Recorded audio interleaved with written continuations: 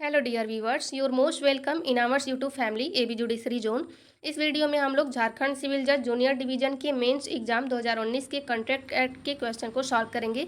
यह आंसर हिंदी में है, आप लोग चाहें तो इसे इंग्लिश लैंग्वेज में कन्वर्ट कर सकते हैं। मैं प्रयास करूंगी कि कंटेंट बोथ लैंग्वेज में आप लोगों को प्रोवाइड करा दूं। इस नोट्स को देखकर शायद आप लोगों की थोड़ी सहायता हो जाए, इसलिए मैं यह वीडियो बना रही हूँ। यदि आप लोगों को इसकी पीडीएफ चाहिए तो टेलीग्राम ऐप पर AB judiciary zone channel search करके ज्वाइन कर सकते हैं, वहाँ मैं इसे डाल दूंगी। और भी प्रीवियस ईयर के क्वेश्चन को देखने के लिए आप लोग जुड़ सकते हैं इस चैनल के साथ। आइए देख लेते हैं कंटेंट को। इस ईयर के सभी क्वेश्चन पेपर को मैंने पहले ही वीडियो डाल दिया है, आप लोग प्लेलिस्ट से देख सकते हैं। ये यहाँ से आप लोग देख सकते हैं 2019 का क्वेश्चन पेपर है, विधि का प्रश्न पत्र 2 है। सेक्शन 1 खंड 1 में देख लेते हैं, कॉन्ट्रैक्ट के क्वेश्चन है, पढ़ लेते हैं। क्वेश्चन नंबर 1 ए, सभी अवैध करार शून्य होते हैं, परंतु यह आवश्यक नहीं है कि सभी शून्य करार अवैध हो। इस कथन के प्रकाश में सांविधिक उपबंधों का उदाहरणों एवं निर्णित वादों सहित विवेचना कीजिए। और बी में दे रखा है, प्रत्याभूति की संविदा के अंतर्गत दायित्व से प्रतिभू को किन आधारों पर छूट मिल जाती है, उनका कथन कीजिए। ये दोनों 10-10 नंबर के क्वेश्चन हैं। आगे देख लेते हैं। क्वेश्चन नंबर 2 ए में पूछा गया है, हैडले बनाम बैक्सनडेल के तथ्यों तथा उसमें प्रतिपादित सिद्धांतों का स्पष्टीकरण कीजिए तथा भारतीय संविदा अधिनियम 1872 के अंतर्गत जो उसकी स्थिति है वह बताइए। और बी में दे रखा है, उपनीति के सतर्कता के कर्तव्य पर एक नोट लिखिए तथा विधिक उपबंधों और निर्णित मामलों में उसका समर्थन कीजिए। तो देख लेते हैं इसके आंसर को। देख लेते हैं क्वेश्चन नंबर 1 बी का क्वेश्चन आंसर है ये। क्वेश्चन नंबर 1 ए का क्वेश्चन यहाँ पे आंसर नहीं है, मैं आप लोगों को इसको बाद में डाल दूंगी या फिर टेलीग्राम ऐप पर डाल दूंगी। पढ़ लेते हैं। प्रत्याभूत की संविदा के अंतर्गत दायित्व से प्रतिभू को किन आधारों पर छूट मिल जाती है, उनका कथन कीजिए। अब इसका आंसर देख लेते हैं। प्रत्याभूति की संविदा के अंतर्गत प्रतिभू के दायित्व के उन्मोचन का आधार, पढ़ लेते हैं। निम्नलिखित आधार पर प्रतिभू अपने दायित्व से उन्मोचित हो जाता है। अब पढ़ लेते हैं कौन कौन से आधार पर प्रतिभू अपने दायित्व से उन्मोचित होता है। पहला है सूचना द्वारा प्रतिसंहरण, यह धारा 130 में दिया गया है कॉन्ट्रैक्ट एक्ट के। आगे देख लेते हैं। संविदा अधिनियम की धारा 130 के अनुसार चलत प्रत्याभूति को प्रतिभू लेनदार यानी कि ऋणदाता को सूचना देकर भविष्य के संव्यवहारों के बारे में किसी भी समय समाप्त कर सकता है।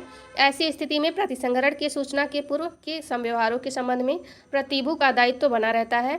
इस धारा के अंतर्गत चलत प्रत्याभूति को सूचना देकर प्रतिसंहरण करने के लिए यह आवश्यक है कि प्रत्याभूति का प्रतिफल विभाज्य हो और कई अलग अलग संव्यवहार हो। यदि संपूर्ण प्रतिफल एक ही समय दे दिया गया है तो प्रत्याभूति का प्रतिसंहरण नहीं हो सकता। आगे उदाहरण देख लेते हैं। ख द्वारा क को 2 वर्ष के लिए पट्टे पर दी जाने वाली भूमि का तथा उसके संबंध में देय लगान के संबंध में प्रत्याभूति देता है, इसका प्रतिसंहरण नहीं किया जा सकता है। आगे देख लेते हैं दूसरा आधार क्या है। प्रतिभू की मृत्यु द्वारा प्रतिसंहरण हो जाता है, यह दिया गया है धारा 131 में।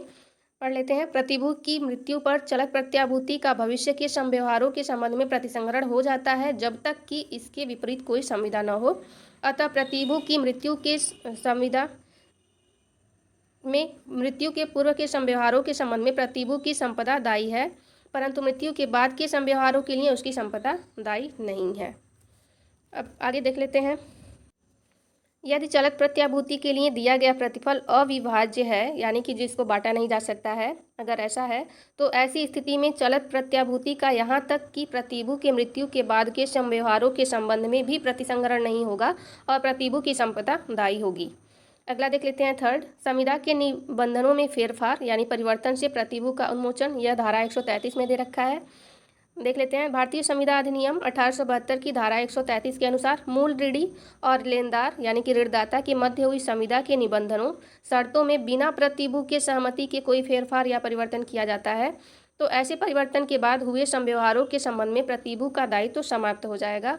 उदाहरण यहाँ पे है, देख लेते हैं। किराए के भुगतान के लिए दी गई प्रत्याभूति की दशा में बिना प्रतिभू की सहमति से किराया बढ़ने की स्थिति में किराया बढ़ाने के बाद किराए की रकम के संबंध में प्रतिभू का दायित्व समाप्त हो जाएगा। अगला है 4 पॉइंट, मूल ऋणी के उन्मोचन पर प्रतिभू का उन्मोचन, जो कि धारा 134 में है। पढ़ लेते हैं। भारतीय संविदा अधिनियम 1872 की धारा 134 में प्रावधान है कि यदि लेनदार और मूल ऋणी के मध्य कोई संविदा होती है जिससे मूल ऋणी दायित्व से छुटकारा पा जाता है तो प्रतिभू भी दायित्व से उन्मुक्त हो जाता है, परंतु यदि मूल ऋणी दिवालिया हो जाने के कारण उन्मुक्त होता है तो प्रतिभू दायित्व से उन्मोचित नहीं होगा। यहाँ पे भी उदाहरण है, उदाहरण दे करके आप लोग अपने क्वेश्चन को समझाएंगे तो अच्छे पॉइंट्स और मार्क्स मिलेंगे आप लोगों को। आप लोग अपना स्किल लगा करके इस क्वेश्चन को और भी बेहतर बना सकते हैं। पढ़ लेते हैं उदाहरण। क ख से क की भूमि पर नील की फसल उगाने और नियत दर पर ख को परिदत्त करने की संविदा करता है और ग इस संविदा का क द्वारा पालन किए जाने का प्रत्याभूति देता है। क एक जलधारा को जो कि क की भूमि की सिंचाई के लिए आवश्यक है मोड़ देता है और इस प्रकार उसे नील उगाने से रोक देता है। यहाँ मूल ऋणी क अपने दायित्व से उन्मोचित हो जाएगा और ग भी प्रत्याभूति के लिए दायी नहीं होगा। अगला पॉइंट है 5। ऋणदाता द्वारा मूल ऋणी के साथ समझौता करने या उसे समय देने या उस पर वाद न चलाने का करार पर प्रतिकर का उन्मोचन हो जाता है। यह दे रखा है धारा 135 में।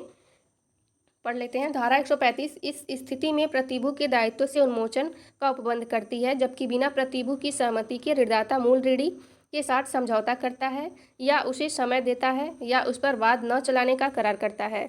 अगला पॉइंट है 6। लेनदार के ऐसे कार्य या कार्यलोप के कारण प्रतिभू का उन्मोचन जिस कार्य या कार्यलोप से प्रतिभू के उपचार का ह्रास हो, यानी कि क्षति हो, हानि हो। पढ़ लेते हैं। भारतीय संविदा अधिनियम की धारा 139 के अनुसार यदि ऋणदाता को कोई ऐसा कार्य करता है जो प्रतिभू के अधिकारों से विपरीत है या ऐसा कोई कार्य नहीं करता है जिसको करना प्रतिभू के प्रति उसके कर्तव्य के कारण अपेक्षित है और इसके कारण मूल ऋणी के विरुद्ध प्रतिभू के परिणामी उपचार इवेंचुअल रेमेडी को क्षति हो तो प्रतिभू दायित्व से मुक्त हो जाता है। इस स्थिति में प्रतिभूतियों की हानि ऋणदाता की उपेक्षा के कारण होना चाहिए। यदि लेनदार उपेक्षा का दोषी नहीं है तो प्रतिभू दायित्व से उन्मोचित नहीं होगा। यह कहा गया था union bank of India versus MP Sreedharan कर्ता के केस में। आगे देख लेते हैं। यदि ऋणदाता के असंगत कार्य के कारण प्रतिभू के परिणामिक उपचार का ह्रास नहीं होता है तो प्रतिभू दायित्व से उन्मुक्त नहीं होगा। तो ये रहा हमारा क्वेश्चन नंबर 1B का आंसर। 3 पेजेस में है जो कि 10 मार्क्स के लिए सुटेबल है। अब पढ़ लेते हैं आगे के क्वेश्चन को, क्वेश्चन नंबर 2A को। 2A में दे रखा है क्वेश्चन। हैडले वर्सेस बैक्सनडेल के तथ्यों तथा उसमें पारित सिद्धांतों का स्पष्टीकरण कीजिए तथा इंडियन कॉन्ट्रैक्ट एक्ट 1872 के अंतर्गत जो उसकी स्थिति है उनका कथन कीजिए। यह भी 10 नंबर का क्वेश्चन है। पढ़ लेते हैं आंसर। हैडले वर्सेस बैक्सनडेल के तथ्य तथा उसमें पारित सिद्धांतों का स्पष्टीकरण। पहले आप लोग इंट्रोडक्शन से स्टार्ट कर सकते हैं अपना आंसर। पढ़ लेते हैं परिचय। इंट्रोडक्शन में क्या है। हैडले बनाम बैक्सनडेल का वाद भारतीय संविदा अधिनियम 1872 की धारा 73 पर आधारित है जो संविदा भंग के लिए उपचार से संबंधित है। जब एक पक्षकार संविदा भंग करता है तो दूसरा पक्षकार संविदा भंग से होने वाली हानि के लिए धारा 73, 74 एवं धारा 75 में प्रतिकर वसूल कर सकता है। अब पढ़ लेते हैं इसके क्या प्रावधान है। धारा 73 के अनुसार जबकि पक्षकारों ने यह करार द्वारा निर्धारित नहीं किया है कि एक पक्षकार द्वारा संविदा भंग की स्थिति में दूसरे पक्षकार को क्षतिपूर्ति में कितनी राशि मिलेगी, तब ऐसी दशा में क्षतिपूर्ति का निर्धारण न्यायालय करेगा। आगे है संविदा अधिनियम 1872 की धारा 74 परिनिर्धारित क्षतिपूर्ति की बात करता है जिसमें क्षतिपूर्ति का निर्धारण पक्षकारों द्वारा किया जाता है। इसी प्रकार धारा 75 के अंतर्गत के अधीन संविदा को अधिकार पूर्वक विखंडित करने वाला पक्षकार भी प्रतिकर का हकदार है। अब देख लेते हैं हेडिंग है क्षतिपूर्ति या प्रतिकर का उद्देश्य क्या होता है। क्षतिपूर्ति का उद्देश्य इस पक्षकार को जिसने संविदा भंग नहीं किया है उस स्थिति में रखना होता है जिस स्थिति में उस समय होता जब संविदा का पालन किया गया होता। यह कहा गया था मुरली वर्सेज हरिश्चंद्र 1962 सुप्रीम कोर्ट के केस में। अगर आप लोगों को यह क्वेश्चन पसंद आ रहा है तो प्लीज़ वीडियो को लाइक कर दीजिएगा। पढ़ लेते हैं आगे। धारा 73 के अंतर्गत क्षतिपूर्ति प्राप्त करने के लिए निम्न शर्तें आवश्यक है। शर्तें देख लीजिए, पॉइंट में है। आप लोग पॉइंट में लिखेंगे आंसर को तो ज़्यादा मार्क्स मिलेंगे और समय भी कम लगेगा। पढ़ लेते हैं। संविदा विधिमान्य होनी चाहिए। दूसरा पॉइंट है संविदा भंग के कारण वादी को कुछ हानि होनी चाहिए। तीसरे में है हानि को भंग का प्रत्यक्ष परिणाम होने चाहिए और चौथे में है न्यायालय के समक्ष प्रतिकर के लिए दावा किया जाना चाहिए। अब पढ़ लेते हैं हैडले वर्सेस बैक्सनडेल का तथ्य। इस वाद में वादी कुछ मीलों के मालिक थे। उनकी एक मील क्रैक शैफ्ट टूट जाने के कारण बंद हो गई। प्रतिवादी को यह टैंक शैफ्ट उत्पादनकर्ता के पास पहुंचाने के लिए दी गई थी जिससे उसी प्रकार की एक दूसरी सेफ्ट बन सके। वादी ने प्रतिवादी को यह बताया कि उनका कारोबार रुका पड़ा है, इसलिए सेफ्ट को शीघ्र ही ले जाना होगा, परंतु प्रतिवादी ने इस कार्य में देरी कर दी, जिस कारण वादी को नई सेफ्ट मिलने में देर हो गई और उनकी मिल लंबे समय तक बंद रही। वादी ने मुकदमा दायर किया और कहा कि समय से सेफ्ट आ जाने पर जो लाभ होता उसकी हानि के लिए प्रतिवादी जिम्मेदार है। न्यायपति वैरन एल्डरसन ने कहा कि यदि विशेष परिस्थिति की जानकारी प्रतिवादी को संविदा करते समय नहीं दी गई थी तो वह केवल सामान्य क्षति के लिए प्रतिकर का दायित्वाधीन होगा, विशेष हानि की क्षतिपूर्ति के लिए नहीं। अतः इस सिद्धांत के आधार पर वादी को प्रतिकर नहीं मिल सका, क्योंकि सेफ्ट टैंक न होने के कारण मील बंद हो जाना एक विशेष परिस्थिति है जो प्रतिवादी को विशेष रूप से बताई जानी चाहिए थी। आगे की हेडिंग है भारतीय संविदा अधिनियम 1872 के अंतर्गत इस सिद्धांत की स्थिति क्या है, पढ़ लेते हैं। भारतीय संविदा अधिनियम 1872 की धारा 73 के अंतर्गत पीड़ित पक्षकार संविदा भंग करने वाले पक्षकारों से निम्न प्रकार की हानि के लिए प्रतिकर का दावा कर सकते हैं। आगे देख लेते हैं। ऐसी हानि या क्षति जो संविदा भंग के परिणाम स्वरूप घटनाओं के प्रायिक अनुक्रम यानी कि सामान्य अनुक्रम में प्रकृत्या यानी कि स्वाभाविक रूप से हुई हो, अर्थात सामान्य हानि या क्षति, या ऐसी हानि जिसके होने की संभावना की जानकारी पक्षकारों को संविदा के निर्माण के समय रही हो, अर्थात विशेष हानि या क्षति। तीसरे में है ऐसा प्रतिकर उस भंग के कारण उठाई गई किसी दूरस्थ या परोक्ष हानि या नुकसानी के लिए नहीं दिया जा सकता है। अगला है संविदा द्वारा सृजित संबंधों के सदृश्य आभारों के पालन में, यानी कि संविदा कल्प धारा 68 और 72 तक जो दे रखा है, व्यतिक्रम चूक करने की स्थिति में प्रतिकर प्राप्त किया जा सकता है। अगला है धारा 74 के अंतर्गत परिनिर्धारित क्षतिपूर्ति की बात की गई है। जब पक्षकार करार द्वारा रकम का निर्धारण करते हैं तब परिनिर्धारित क्षतिपूर्ति कहलाती है। अगला है संविदा को अधिकारपूर्वक विखंडित करने वाला पक्षकार प्रतिकर का हकदार है, धारा 75। नेक्स्ट है यदि संविदा भंग सिद्ध कर दिया जाए और हानि कुछ भी नहीं हुआ है तो न्यायालय नाम मात्र की प्रतिकर देने का आदेश दे सकता है।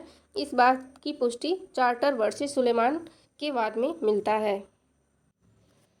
आगे अगला पॉइंट देख लेते हैं। उदाहरणात्मक या दंडात्मक प्रतिकर भारतीय न्यायालयों द्वारा सामान्यतः नहीं दिया जाता है, परंतु इसके कुछ अपवाद निम्नलिखित हैं, जैसे कि विवाह की संविदा भंग किए जाने की स्थिति में। दूसरे में है जब बैंक गलत ढंग से चेक का भुगतान न करके अनादर करता हो तब दिया जा सकता है। अगला पॉइंट है मानसिक पीड़ा और संताप के लिए प्रतिकर भारतीय न्यायालयों द्वारा विशेष परिस्थितियों में दिया जाता है, सामान्य परिस्थितियों में न्यायालयों के द्वारा इनकार किया जा सकता है। तो यह हो गया हमारा क्वेश्चन नंबर 2A का आंसर। यहाँ से देख सकते हैं आप लोग, यहाँ से स्टार्ट है 2A, 4 पेज में है इसका लगभग। अब आगे का पढ़ लेते हैं क्वेश्चन नंबर 2B। पढ़ लेते हैं क्वेश्चन नंबर 2B। उपनीति के सतर्कता के कर्तव्यों पर एक नोट लिखिए तथा विधिक उपबंधों और निर्णीत मामलों में उनका समर्थन कीजिए। ये भी 10 मार्क्स का क्वेश्चन है, सभी 10 मार्क्स के ही क्वेश्चन होते हैं इसमें। पढ़ लेते हैं आंसर। उपनीति के सतर्कता का कर्तव्य। परिचय यानी कि इंट्रोडक्शन देख लेते हैं। भारतीय संविदा अधिनियम 1872 की धारा 151 और 152 में उपनीति का युक्तियुक्त सावधानी यानी कि पर्सनेबल केयर का कर्तव्य के बारे में प्रावधान है। अब इसकी व्याख्या पढ़ लेते हैं, एक्सप्लेनेशन। उपनीति का यह कर्तव्य है कि वह उपनिहित माल के प्रति युक्तियुक्त सावधानी बरते और उसका युक्तियुक्त रूप से देखरेख करे। सभी प्रकार के उपनीतियों, चाहे वह शुल्क रहित हो या शुल्क सहित, के लिए सावधानी का एक ही स्तर निर्धारित किया गया है। यह कहा गया है यूपीओ वर्सेस हेमचंद सरकार के केस में। आगे देख लेते हैं। उपनिधान की सभी परिस्थितियों में उपनिहिति आबद्ध है कि वह अपने को उपनिहित माल के प्रति वैसी ही सतर्कता बरते जैसा कि मामूली प्रज्ञा वाला व्यक्ति वैसी ही परिस्थिति में अपने ऐसे माल के प्रति बरतता जो उसी परिणाम, क्वालिटी और मूल्य का हो जैसा कि उपनिहित माल है। और यदि उपनिहिति ने ऐसी सतर्कता बरती है तो वह विशेष संविदा के अभाव में उपनिहित माल की हानि, नाश या क्षय के लिए उत्तरदायी नहीं होगा। शांतिलाल बनाम ताराचंद 1933 इलाहाबाद का केस देख लेते हैं। इसमें क्या कहा गया है। इस वाद में गोदाम में खाद्यान्न रखा हुआ था। यह गोदाम उपनिधान में उपनिहिति के कब्जे में थी। नगर में अप्रत्याशित बाढ़ आई जिससे खाद्यान्न को क्षति पहुंची। इस मामले में न्यायालय ने उपनिहिति को दायी नहीं ठहराया। आगे देख लेते हैं। यदि उपनिहिती ने उतनी सावधानी नहीं बरती है जितनी धारा 151 के अनुसार उसे बरतनी चाहिए, तो वह उपनिहित माल के खोने या उसको क्षति होने के लिए दायी होगा। उदाहरण देख लेते हैं। एक वाद में उपनिधाता ने उपनिहिती को अपने आभूषण दिए। उपनिहिती ने उसे एक संदूक में सुरक्षित रख दिया, परंतु उसकी कुंजी उसी कमरे में रख दिया। आभूषण चोरी हो गया। यहाँ उपनिहिती ने युक्तियुक्त सावधानी नहीं बरती, इसलिए उसे इसके लिए दायी ठहराया गया। अगला केस है union of India versus Udhoram and sons 1963, supreme court का केस है। पढ़ लेते हैं। इस वाद में रेलगाड़ी एक सिग्नल पर 15 मिनट के लिए रुकी और इसी बीच में डिब्बा में माल चोरी हो गया। न्यायालय ने निर्णय दिया कि रेल अधिकारियों की असावधानी से चोरी हुई है और परिणाम स्वरूप रेल प्रशासन इसके लिए दायी था। उपनिहिती द्वारा कितनी सावधानी बरतनी चाहिए, यह मामले की परिस्थितियों पर निर्भर करता है। माल की मात्रा, उसका मूल्य, सुरक्षा के साधन, उपनिधान का प्रयोजन इत्यादि के आधार पर यह निर्धारित किया जा सकता है कि उपनिहिती ने युक्तियुक्त सावधानी बरती थी या नहीं। अगला केस है भारतीय संविधान अधिनियम 1872 की धारा 151 के अनुसार उपनिधान के सभी दशाओं में उपनिहिती आबद्ध है कि वह अपने को उपनिहित माल के प्रति वैसी ही सतर्कता बरते जैसी मामूली प्रज्ञा वाला व्यक्ति वैसी ही परिस्थितियों में अपने ऐसे माल के प्रति बरतता जो उसी परिणाम, क्वालिटी और मूल्य का हो जैसा उपनिहिती माल है। नेक्स्ट है सेक्शन 152 कॉन्ट्रैक्ट एक्ट। उपनिहिती जब तक कोई विशेष संविदा न हो में उपनिहित चीज की हानि, नाश या क्षय के लिए उत्तरदायी नहीं है यदि उसने धारा 151 में वर्णित परिमाण से उसकी देखरेख की हो। अतः उपयुक्त विधिक उपबंधों का विवेचना करने के उपरांत यह पता चलता है कि यदि उपनिहित माल के प्रति युक्तियुक्त सतर्कता बरती है तो वह माल की क्षति के लिए दायित्वाधीन नहीं होगा, किंतु यदि कोई विशेष संविदा है तो वह उत्तरदायी ठहराया जा सकता है, अन्यथा माल की क्षति, नाश या ह्रास के लिए यह उत्तरदायी नहीं होगा यदि उसने युक्तियुक्त सतर्कता बरती है। यहाँ हमारा क्वेश्चन समाप्त हो गया 2019 का, और आगे के प्रीवियस ईयर को क्वेश्चन को सॉल्व करा के मैं डाल दूंगी। आप लोग जुड़ सकते हैं इस चैनल के साथ। Thank you for watching.